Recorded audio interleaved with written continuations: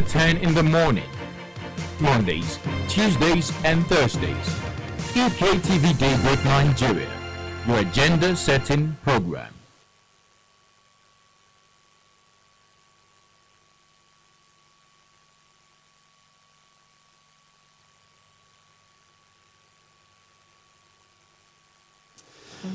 Hello, good morning and welcome to another edition of your agenda setting program, Daybreak Nigeria. My name is Tunji Salio, welcoming you alongside my colleague Kemi. Kemi, good morning. Yes, good morning and thank you very much for joining us on Daybreak Nigeria. My name is Kemi Akin Uluwajari. Yes, and the state was thrown into mourning yesterday and even up to now, following the dastardly killing of two traditional rulers, the Onimojo and the Elesun. It was quite sad in that's Johnny RCD area, and you see, it was unexpected. It was so gruesome. And for two traditional rulers to have just been waylaid and murdered and killed. Yes, in cold blood. It was so sad. And there was another incident of kidnapping and school children. I think of private school. I saw the picture of the bus, a video of the bus and their school bags and everything was still in the car. Why would you kidnap innocent children? For what? Returning from school. So it's quite unfortunate. Quite unfortunate. It's very, very sad. We'll be calling, via the telephone, the chairman of Johnny LCDA to speak with us on the program this morning.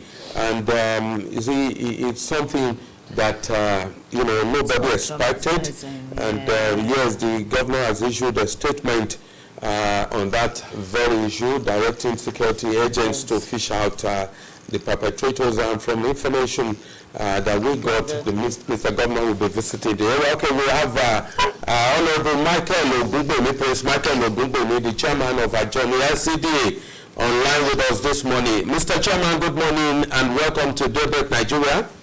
Good morning, Mr. Salyu. Good morning. Good morning. Yes, we are very, very sorry about what happened yesterday, the killing of two traditional rulers in your domain. It was an ugly, it was a dreadful, it was an horrible scene yesterday at Okeako and Power Road. I was there with the Nigerian police, the DPO, the RRS, the Aboteko. We got there to rescue the KBC. We saw them in the pool of blood. It's unfortunate that we lost these two prominent traditional rulers in Ekiti state. In fact, it was ugly. It was only KBC and Lara of our colleague that escaped the scene. I mean, it was so bad. It was a barbaric killing. I can't just imagine seeing the lifeless body of our traditional rulers living lifeless on the floor in the pool of blood. I mean, yesterday was it was a sad day. It was a sad day for me. It was a sad day for the community of Eso. Sad day for Ibudo people, and even a sad moment for Johnny LCD that we've lost this life of this KBC in a tragic, this unfortunate scene yesterday. We packing the remains that we took into the hospital, General Hospital, and the local security are also in the forest, trying to comb the forest since yesterday. I pray the Almighty will condole the family, the late KBC's home, and the community. We also say the governor has tried. The governor has tried his best. Okay. But notwithstanding, I believe our local security must be allowed to be fully empowered to take arms to able to combat these evil people. These evil people, they have been threatening the peace of our land. And I want to say bitterly that we need to ensure that our people also have arms to able to, federal government should come to our aid, allow our local security that has been engaged to support the conventional security to carry arms so that they can be able to combat these dreadful evil people disturbing the peace of our land. Okay, Mr. Chairman, there's been quite a lot of speculation. Some have called it murder, some have said it's kidnappers, and some have said it's assassins. Do you really know what happened? Yeah, of course, it is a kidnapping attempt. They want to kidnap our royal fathers. And at that moment, I mean, they have to, escape for their lives. And in the midst of escape, they have to shut them at that scene. It's always been said that that area is quite porous. Notorious, very, very notorious. We share boundaries with Kogi and Kwara states. Okay. The largest forest we have in Ekiti state is a virgin forest, thick forest. I mean, it's an expanse of land that we can't just, despite we do forest combing. You see, it's very vast land. It's a vast land in that area. We need to fortify and ensure that we chase these evil men away out of our land. The place is so large that even sometimes we organize forest combing. I told you the governors have tried to ensure that he empowers and support some of these people. But it's a large forest. It's a large forest that we need to just ensure that place is safe. That place must be fortified. Okay. That must be critically fortified. Okay, Mr. Chairman. One of the late monarchs was from Oye local government, and the other from your area.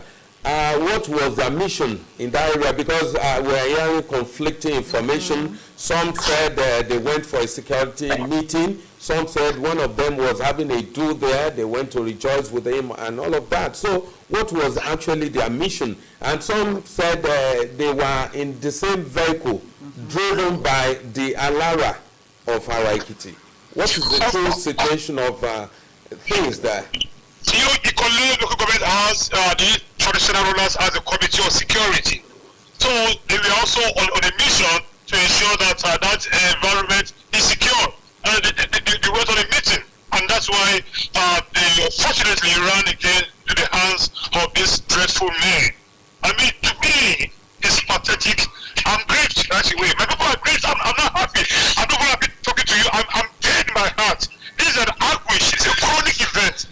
The pain is so excruciating that I can't just imagine why the life of our cabinet will be taken away by this evil man. I think we need to just go back and ensure that we fortify critically that entire forest. Okay. We can imagine the grief, and we know the grief that we all, not just to everyone in Ekiti, is actually passing through that grief now. But what would you suggest? There are some people who's been suggesting that there should be a special court. As soon as a kidnapper is arrested, you just kill.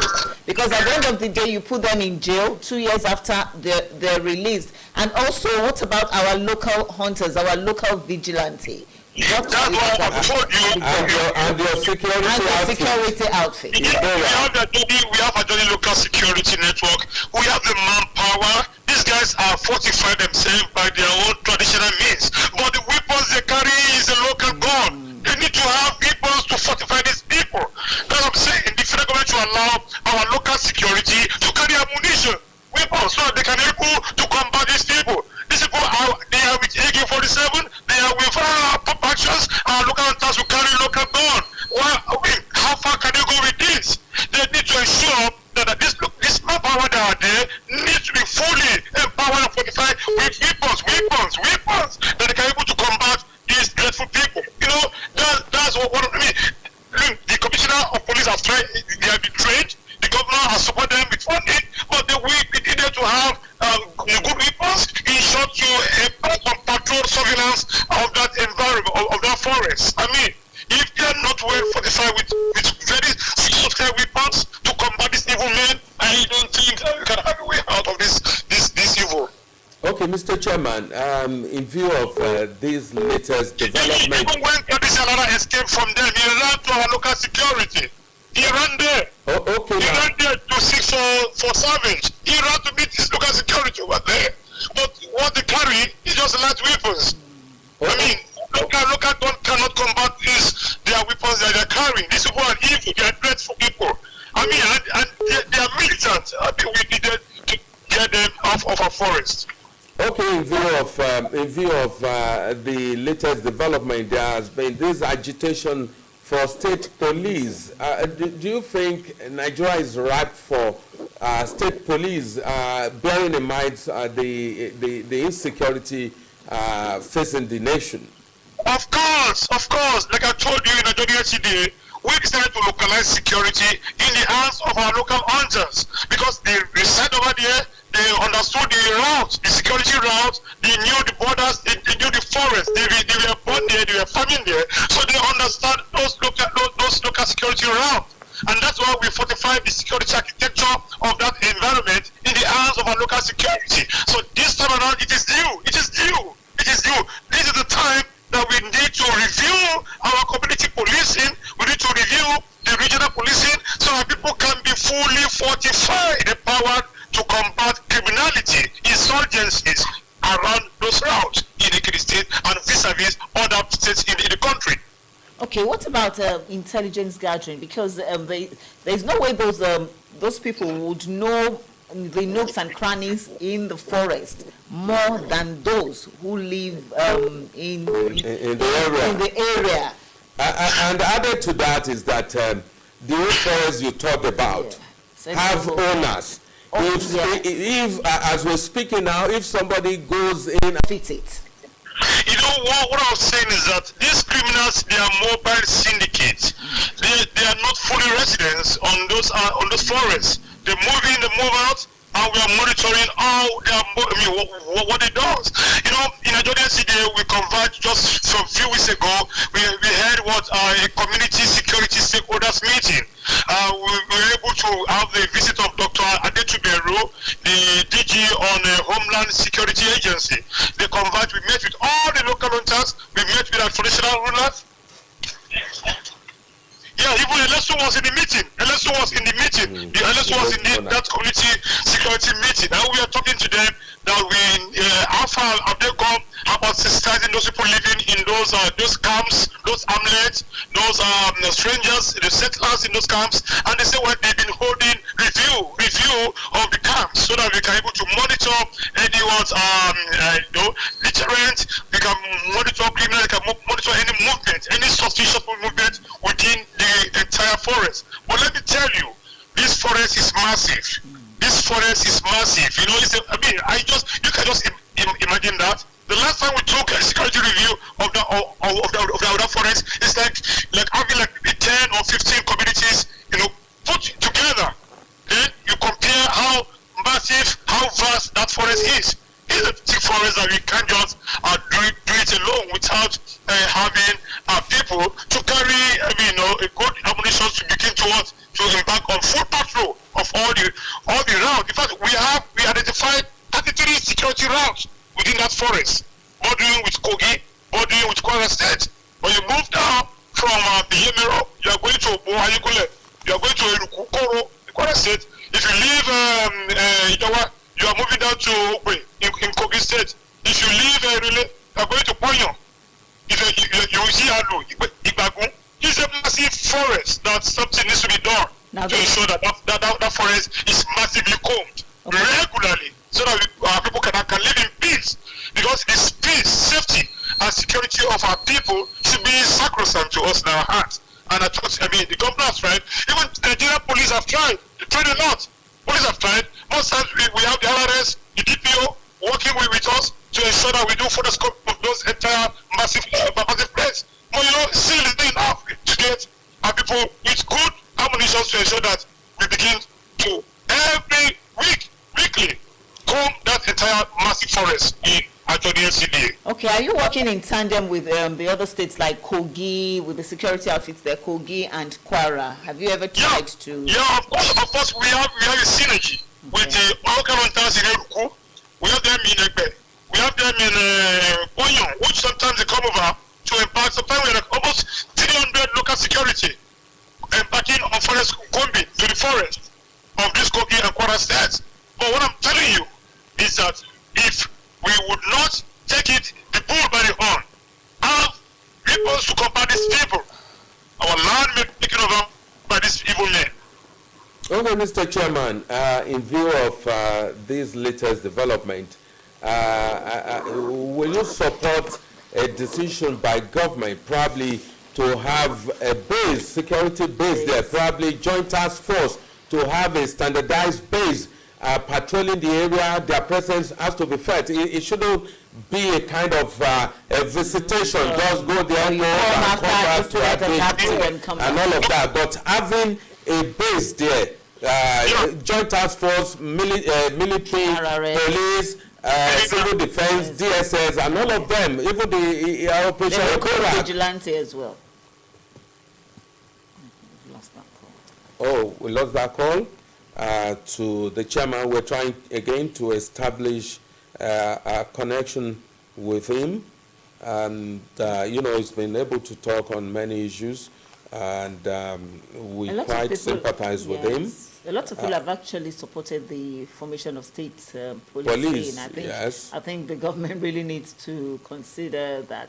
And I think probably why the government is probably skeptical about allowing people to carry arms, just anybody carrying arms or the local vigilantes, people, they might begin to they talked about a meeting sometime just recently involving security agencies and delayed election.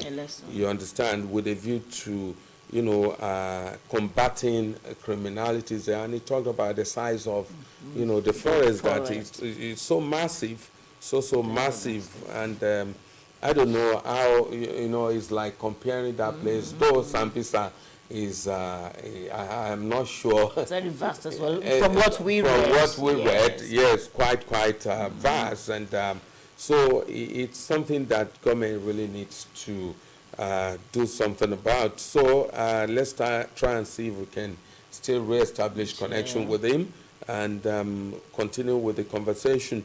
If not, let's engage a lawyer, Honorable Bayo Ito, to hear his view on this very matter again as well. He's a stakeholder in Ekiti State, and he would also talk about the Emure situation.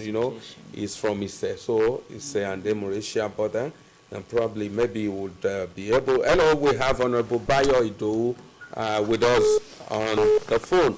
Okay, let's Honorable Bayo Ito, we'll still get back to you. Let's continue with the conversation with the chairman of Ajoni LCDA. Yes, Mr. Chairman, we're glad you're back. So, thank you. Yes, having a joint task force base, in that area, well funded and well, equipped. Of course, that's a very good one. Like I told you, Mr. Governor, has tried a lot. That he has supported us to embark on this joint security task force in that environment. But what I'm telling you is that we have the manpower, they have been trained, they have capacity, they need to allow the federal government there should be a legislation that should review our local security to have opportunity to carry arms and ammunition to combat criminalities in that forest. If that is not done, we may do little of our effort to reduce the level of criminalities in that environment. So I'm a proponent of the agitation that allow this local security that have been trained. Like I don't think it is lucky. The last time the former commissioner of police allow them to be trained on armed combat and security gathering. They were trained. So when we have manpower and they are not having tools that they need to work with, that may not be able to cover these people. So I believed that the Joint Security Task Force will complement our effort, which we have been doing with the team headed by the DPO most times to look for us in that environment. But notwithstanding, we need to have these men to carry right weapons to combat these evil men. And if that's not done, I'm afraid we have little effort from this forest combine that we have, established in Ajoni LCD. Really, in fact, I want to salute the bravery of the DPO and the RRS. Swift response to any areas of insurgencies, any signs of insurgencies within that domain. But we need to increase this men, the local security, give them the right tools to work with, then be able to combat these people and send them out of our land. Okay, thank you, Mr. Chairman. Once again, we commiserate with you and the entire people of your LCDA. Thank you, sir. Thank you, sir. Thank you. I'm grateful. All right. That was Prince Michael Ogungbemi, the chairman of Ajoni LCDA, where that incident happened.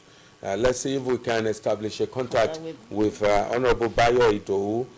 He's a lawyer, journalist, and a politician based in Ekiti. Let's hear his view. We're trying to establish a connection with him. Honorable Bayo Idowu, thank you for joining us on Daybreak Nigeria this morning. Good morning. Yes, the state was thrown into mourning yesterday, and the people are still grieved as of now over the killing of two traditional rulers in Ajoni LCDA. That's Okiako. What's your take on this? There was another kidnapping of students in Emure, your neighborhood there. Children. Yes, children. And what's your view about all of this? Yeah, not only children, even the driver and the head teacher. I think that is the person who almost be with the students when they are being dropped after school. Yeah, first of all, it's very unfortunate, and I commiserate and I condole with the families of the deceased, and unfortunately the kings of towns, and I condole with the towns of Eson and Imojo. Very unfortunate that we are witnessing this kind of a thing. Yeah, the escalation of insecurity in the Ekiti state particularly is becoming alarming, and one continue to be apprehensive.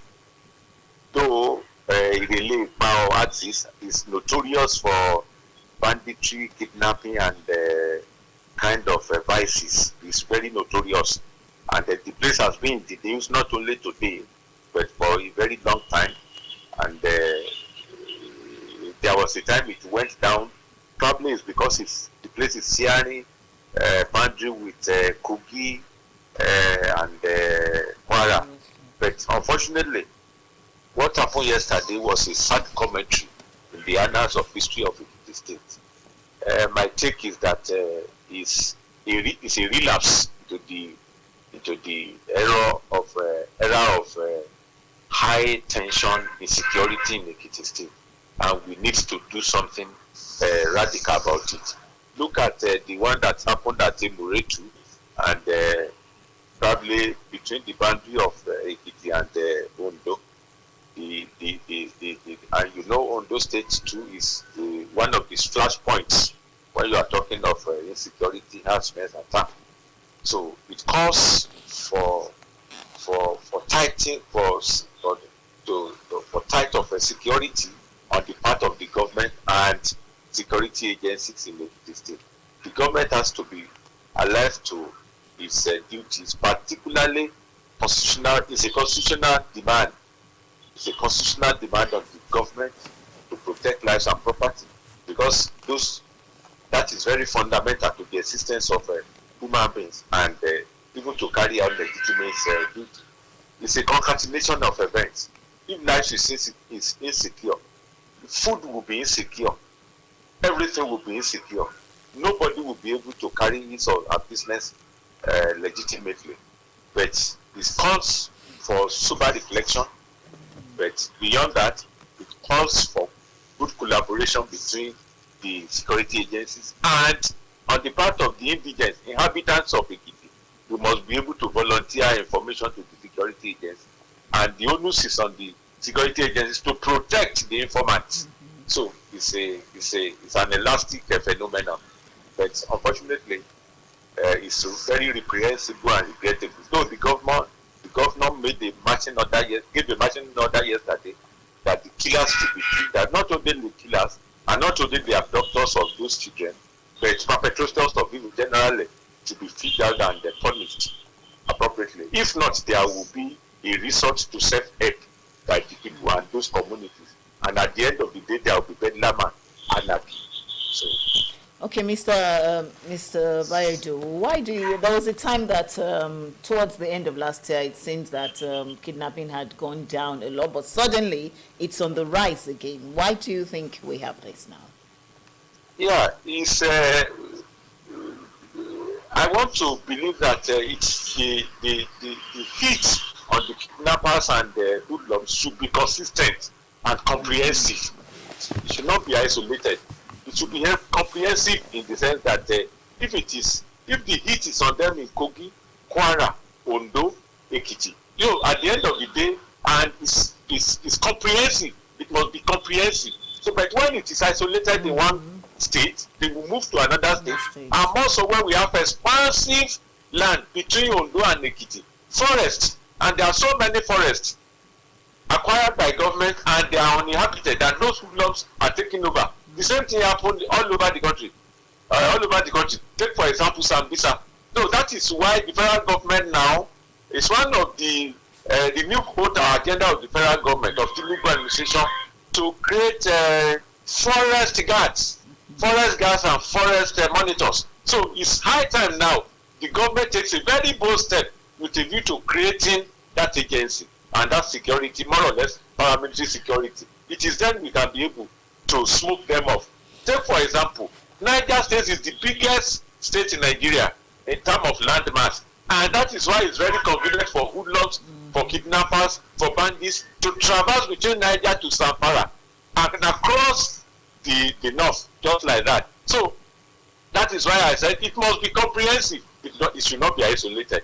The moment it is isolated, probably it is happening here, they will move to another state, and when the heat is on them there, they will move to another place. But if it is comprehensive, particularly, take for example in Southwest, it's comprehensive to the South, and at the end of the day, there will be no hiding place. So the federal government, I think it must be what gave the spike was a relapse on the part of the security agencies. Okay, now, the agitation for state police has been on for years, and in view of these high-scale spike, yes, it becomes people, the security of lives and property transcends and is primus inter pares when you are talking of human existence. That is why state police now, formerly I was one of the people, I was not one of the people who are opposing it, but I am now a supporter but with some regulations so that it will not be abused. That has been my position, that state police is very necessary, but it must be thoroughly regulated so that political leaders doesn't go out of it to use it to hurt both perceived and real enemies. Okay. Yes. Some people also agitated that government should give them license to own guns, to carry guns, like in America. Yes. Yes. Is it workable in Nigeria in view of temperament, in view of and the attitude, character, character, attitude, and the quest for materialism? Yes. One could say that it's not ripe enough. That's why I said if the government is not liable to give licenses, people will go extra mile to do it. So there will be resorts to self-help. So government must do something about to protect. If the government does not want it, yes, because of the consequence, and all of us are apparent anyway that are foreseeable. But if the government is not disposed to that, people will resort to self-help. They will go for getting guns and all those self-help apparatus to protect themselves. Okay, well, it's always been said that when the kidnappers are arrested, that there's always delay in meting out punishment to them, and some have suggested that a special court should be set up and its instant judgment should be given to them. What do you say about a special court? Yes, in some times, because and I think I listened and I read about 3 days ago, one of the top-notch personality in Nigeria who said that one of the reasons why there is spike is because most of these people, bandits, were released because of an amnesty or whatever. That is one of the reasons anyway. And we have a weak adjudicatory system and the punishment for offenders. It has to be stringent, probably with their penalty.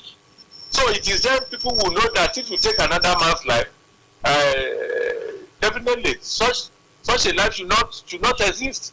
So I am a supporter of those people who say that not jungle justice anyway, but speedy decision, adjudicatory decision, and death penalty is necessary. Now, what does the law say? I'm not one of the supporters who will say that it should be granted amnesty. Okay, Mr. Ito, what does the law say about the death penalty? Because we know in China and in some Asian countries, if they find you to be corrupt, you are death sentence straight away. There is no two-way about that. Yeah. Do you think we need something like that in some Nigeria? China and some other Asian countries. It is certainly in Nigeria. The person will be admitted into bail, and the prosecutorial system will go on. It will go on for years, and at the end of the day, witnesses could die, and they will start de novo and all those things. So our judicial system should be strengthened to accommodate all those things. So even where the death penalties are given, when the penalties were given to offenders, even the hangmen, how many hangmen do we have in Nigeria? And eventually, even most of the governors, they are afraid to sign death warrants. That's one of the problems. Most of the governors, how many of them had signed death warrants since 1999? I have not heard of one. So many of them are kept there. And how many hangmen do we have in Nigeria? I think there was a time we had only one, probably in Abeokuta or thereabout. So that's one of the problems we have. Okay. Those are the problems. Yes, talking about speedy judicial trial for cases like kidnapping and all of that. During the military era, there was a special tribunal for armed robbery. And for firearms robbery, yes. Yes, that was basically what the tribunal was doing. Don't you think there should be a special court for kidnapping and all similar, criminalities? Don't you think a similar tribunal-like, special court should be set up for these? And the issue of governors not wanting to sign death penalties, that is actually leading to what we're experiencing in correctional centers, overloaded population, congestion. So in case of special courts trying these criminals, don't you think the issue of giving governors the priority to sign death penalties should be waived? Yeah, perhaps the Constitution should make provision for delegation, or probably provision for delegation of powers of execution or signing the death warrants by the governor. But as it is today, the Constitution vests the power in them. Probably if the Constitution is amended with a view to making sure that probably it's given to the CJ or CJN, probably it will change the course of events and the narrative. Probably, perhaps, because if a judge gives death penalty, probably the CJ should sign the death warrant. Probably, perhaps it will give speedy execution of judgment, some of that, and dedication of certain courts to read. Yeah, it's not dedication of certain courts to read, but perhaps because of the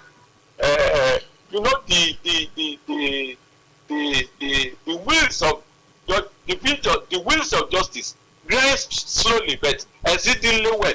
Many of them who had been even condemned were not executed. So anyway, if dedicated courts are made for speedy trial of it, there is nothing wrong in it. But I don't think that is the problem.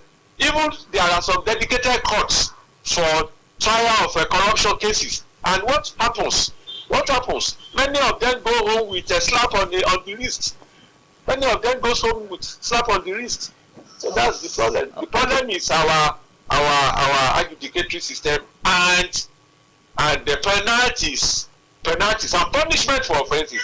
Probably it should be reviewed, and I think it should be reviewed to accommodate stringent punishment. You were talking about that we don't have enough hangmen in Nigeria, in the country. Don't you think Now, because Christianity has taken Religion. over, religion, well, don't let me say Christianity, religion has taken over, thou shalt not kill, that's what it's been said. Yeah, it's so I it's think a lot of people are avoiding going for that kind There's of lawful job. killing. There's lawful yeah, killing. it's when historians, when they lack evidence, they rely on conjectures. We know, and none of us, we are aware that religion is one of the problems in Nigeria, and ethnicity. Yeah. Those are the two hydra problems we have in Nigeria: religion and loyalty to our ethnicity, to our ethnic group. So religion, yes, people, even there are some religious groups who does not even want to be lawyers because they said they are liars. So, and some even religious groups, when we were very small, they said they could not be doctors, and they never allowed their children to be medical doctors because they thought that they are abortionists. So it depends on the perception. But the issue of capital punishment globally is being condemned. Yes, there is this international body that is campaigning against capital punishment. Rather, they are in support of commuting death sentence to life imprisonment. To life imprisonment. Yes. It's a global. Yeah, it's going on globally. If we start executing criminals, We might execute the innocent ones as well. no, apart from that, don't you think we will be going against the international. Communities? The practices. That's one of the problems we have. But we must appreciate the peculiarities of the continent, particularly Africa. Africa is still regarded as very crude and dark, despite our civilization. We know, even in some other tribes too, when they give judgment, it is executed timelessly.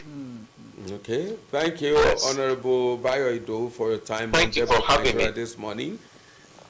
Yes, that was the Honorable Bayo Ido, lawyer, journalist, and politician. Talking about capital, the death penalty, and sometimes when I said innocent ones might be executed, there was a film that I watched, The Green Mile.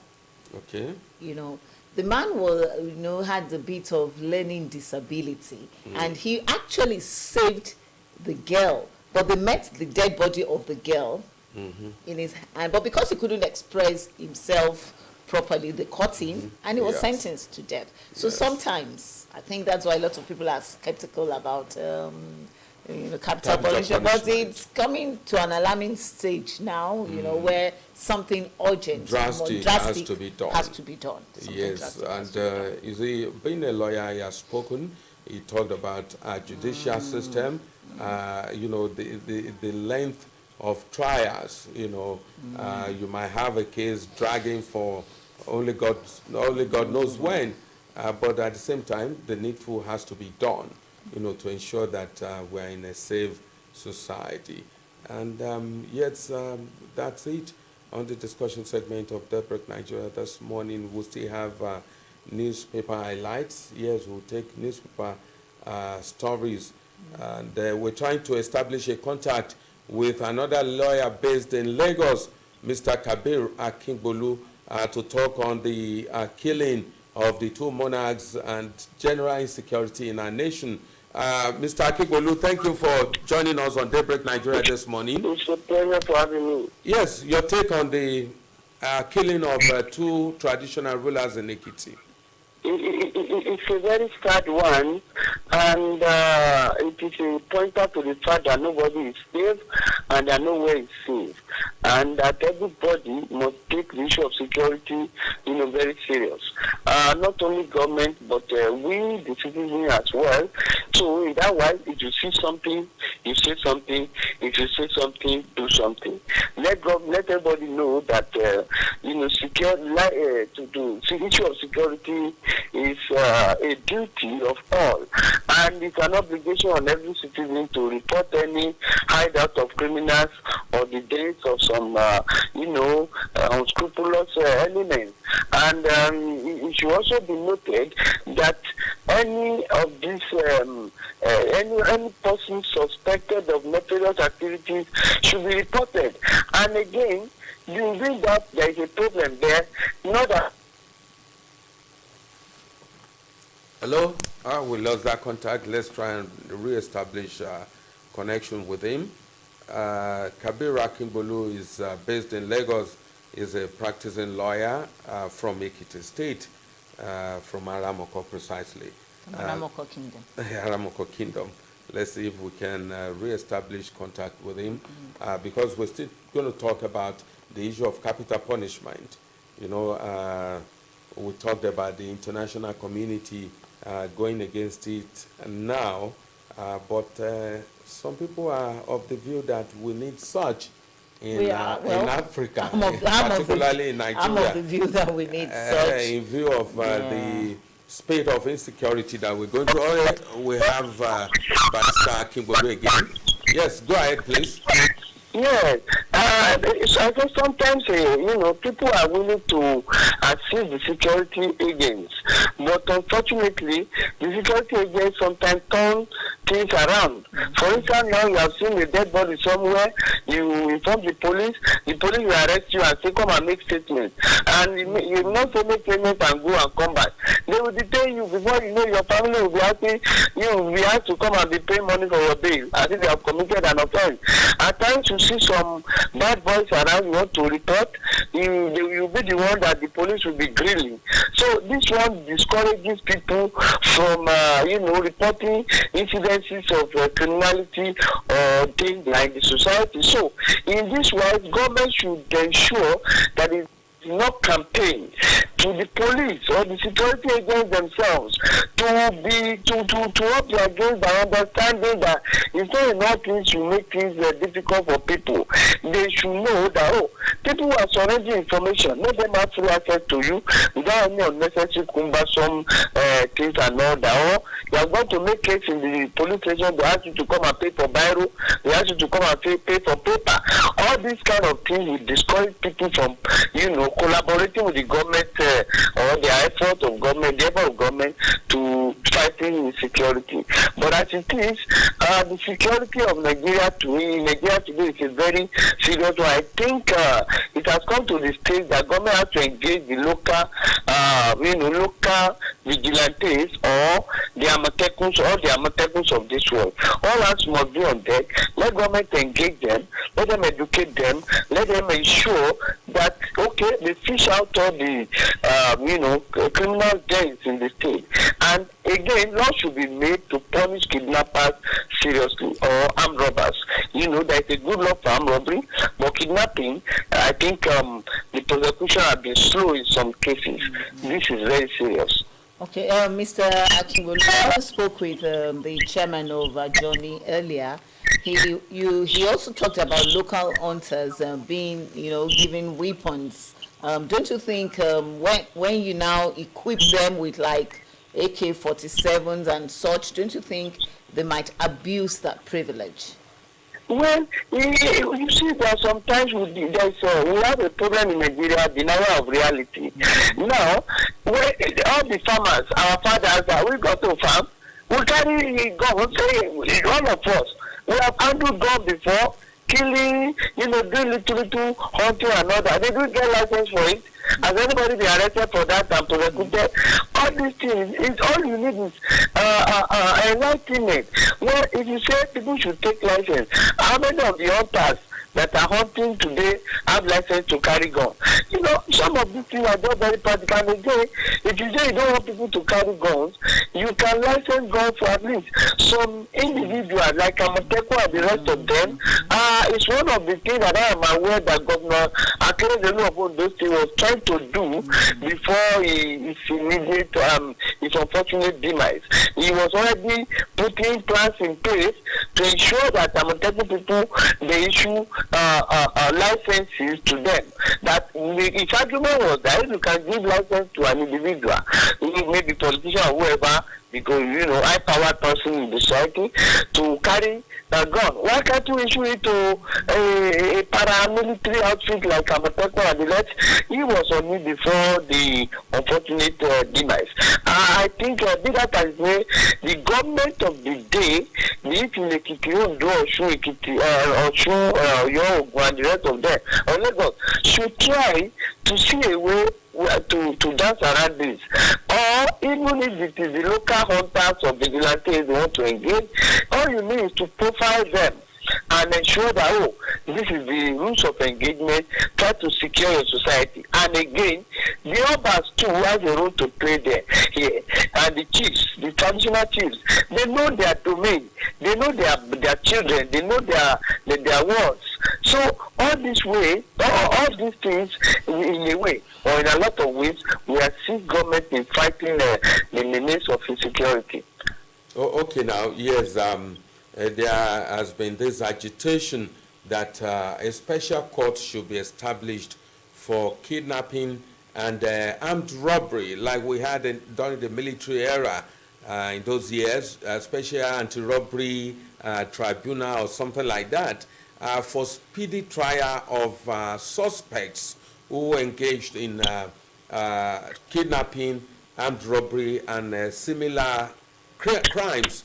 Don't you think this will aid, or kind of discourage this heinous criminality? Yes, I was going to say that.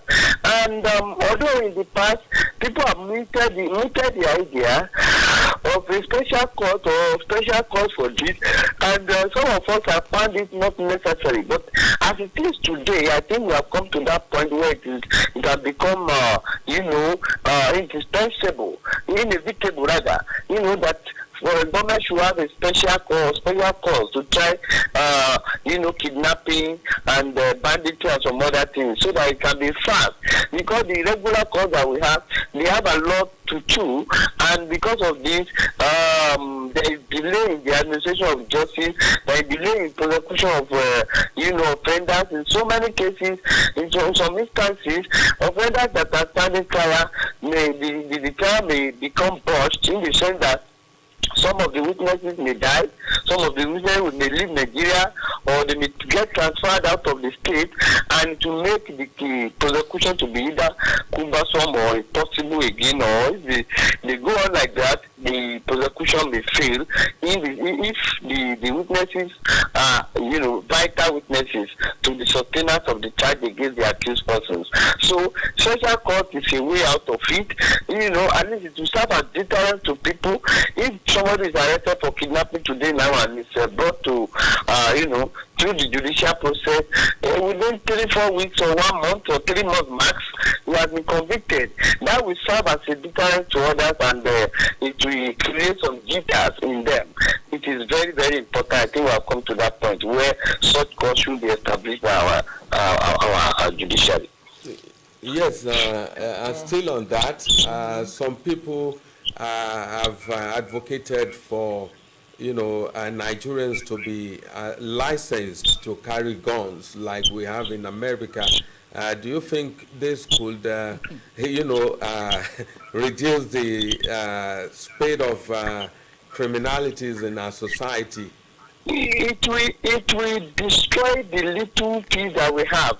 Even today, you see some students in the universities, they carry gun illegally, especially the cultists among them, those who join cultism, they carry gun and they kill one another when they have issues. So having license to everybody will be very dangerous. It means a student of a secondary can easily steal his or her father's gun and bring it to school and come and fight his mate that didn't agree with him, or his teacher or whoever, and so on and so forth.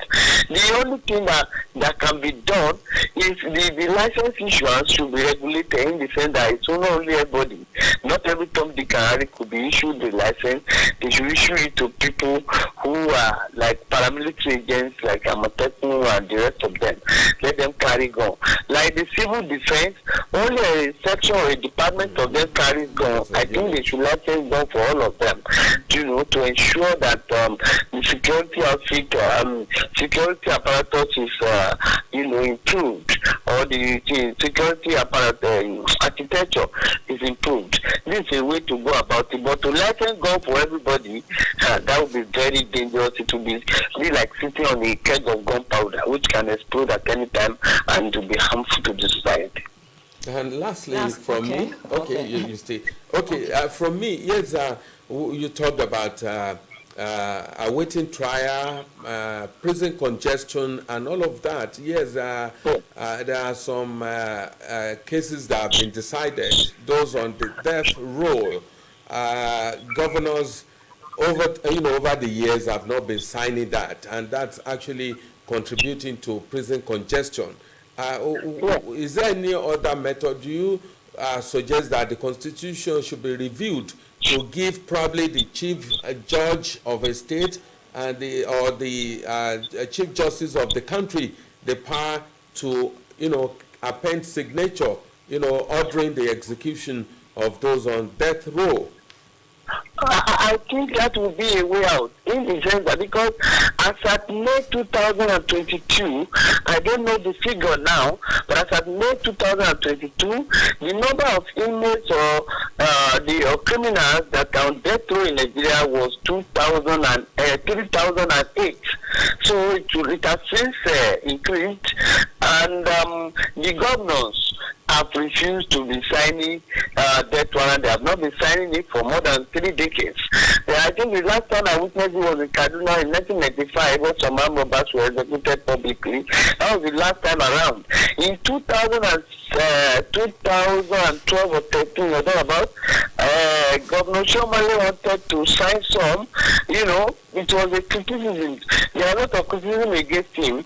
Nigeria want to live like America, like India, like some other places where death penalty has been abolished. But in our own law today, under the criminal code, it has not been abolished. That when you kill, you must be killed. And it's an eye for an eye. And in the Bible, it's an eye for an eye. In the Quran, it's an eye for an eye because under the Sharia law, that's what they call 7 hudud offenses.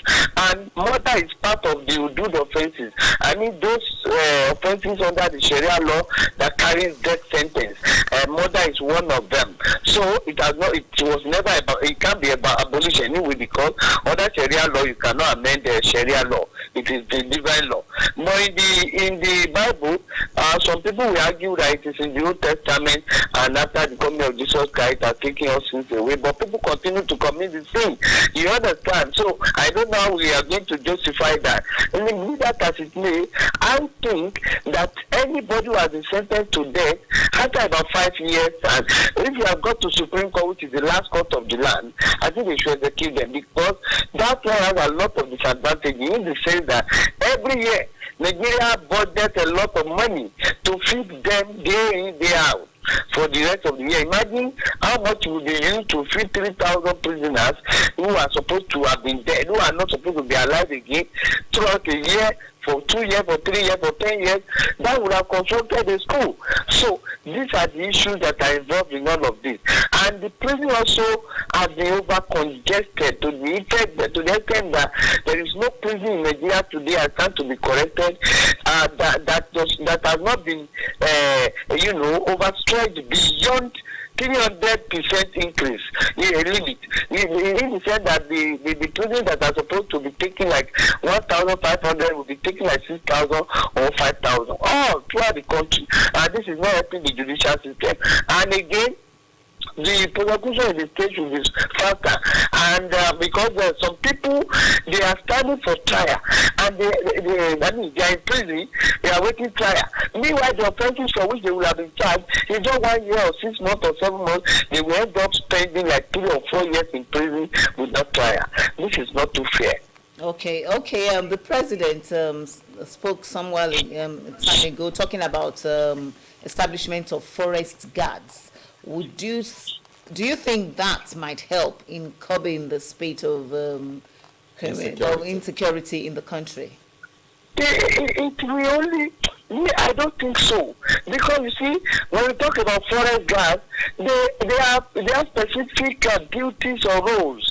Like now in the old Ekiti, I don't know. I know of Fijero Aramoko, there is a forest there.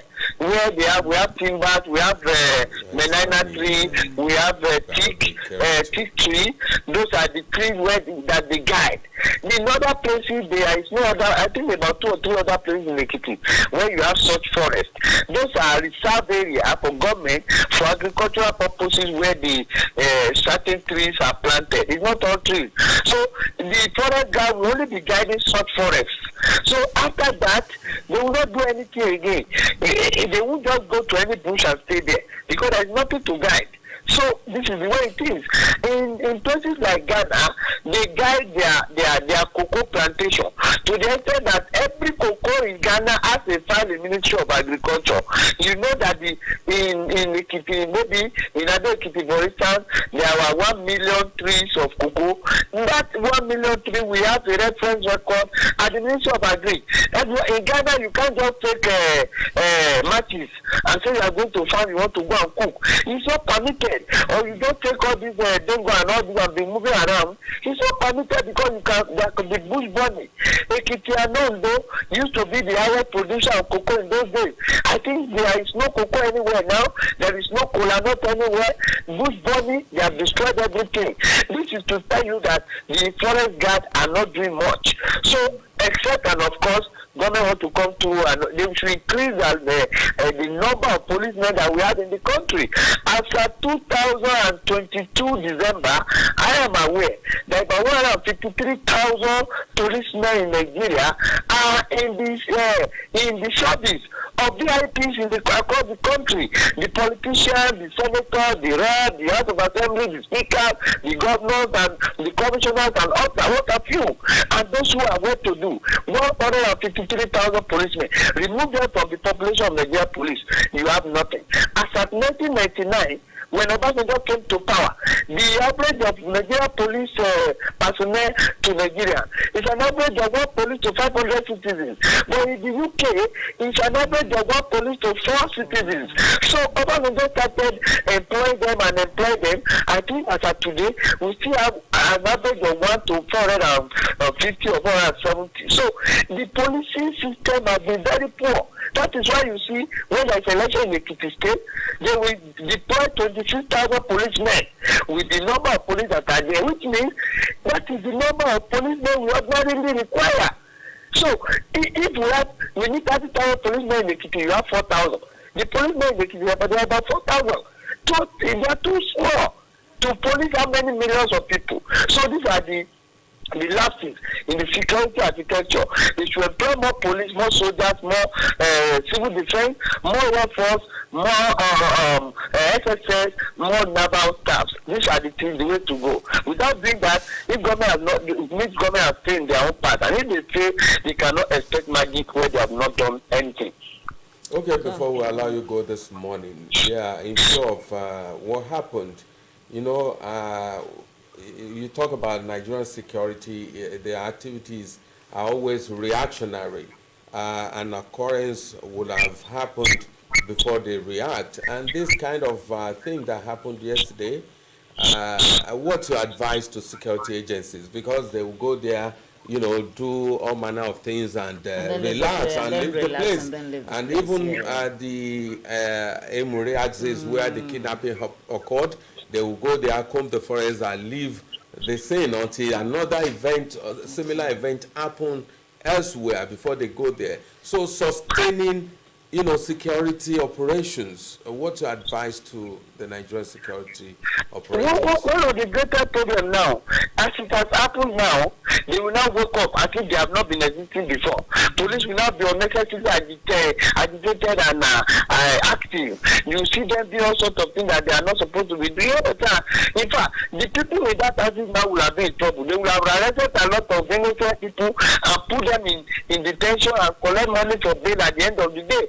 This is the problem in Nigeria. So I think the police ought to be schooled enough to know that some of these things should not be, they shouldn't make innocent people to be the victim of this kind of a thing. And again, when this kind of thing happens, they should devise means of gathering their information and data. They can easily get them.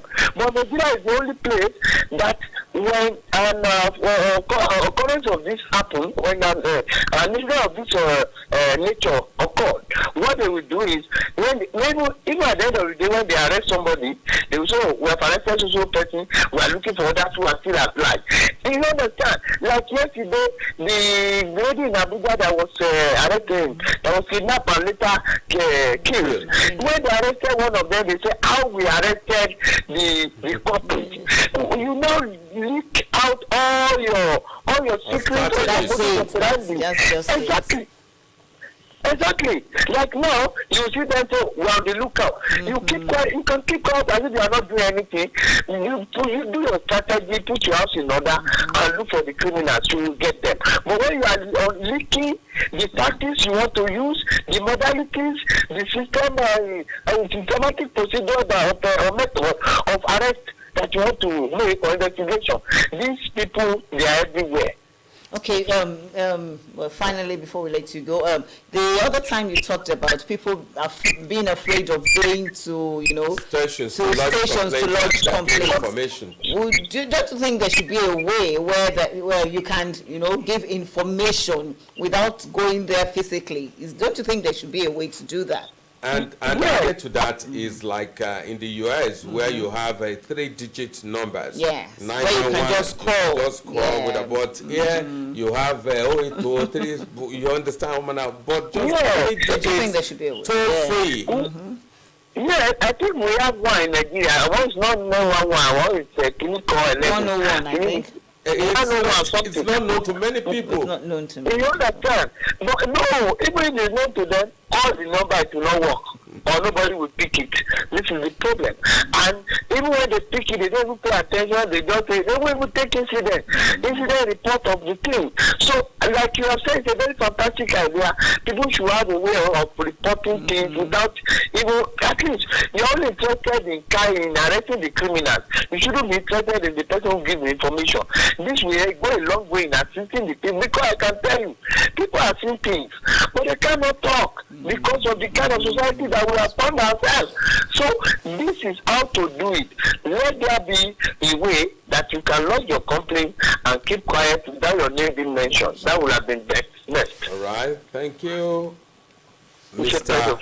Kabir Akibolu, Lagos-based lawyer, speaking with us via the telephone from Lagos on the gruesome murder of 2 traditional rulers in Ekiti and the kidnapping that occurred in Emure, where many students, their teacher and the driver were taken away. That's it on the discussion segment of Daybreak Nigeria this morning. And up next is newspaper review. Please stay tuned.